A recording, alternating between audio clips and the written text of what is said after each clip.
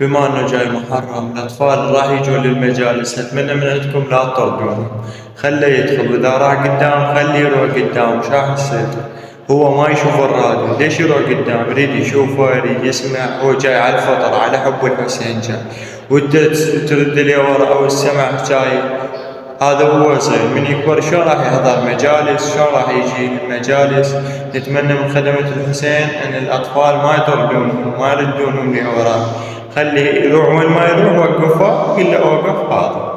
ليش تكض تقول له ارجع لورا وخلنا نقدم الكبار عليك؟ ترى الطفل بي هو الثواب مو الكبار صراحة.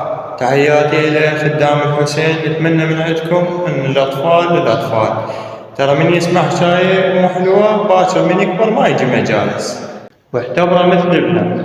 تقبل هسه لو ابنك واحد يترجم من المجلس يقول له ارجع لي ورا، تقبل؟ ما راح تقبل. اعتبره مثل ابنك وخليه يوقف وين ما يريد، ما راح ترى يصير شي بالمجلس او راح يأثر على المجلس. تحياتي لكم.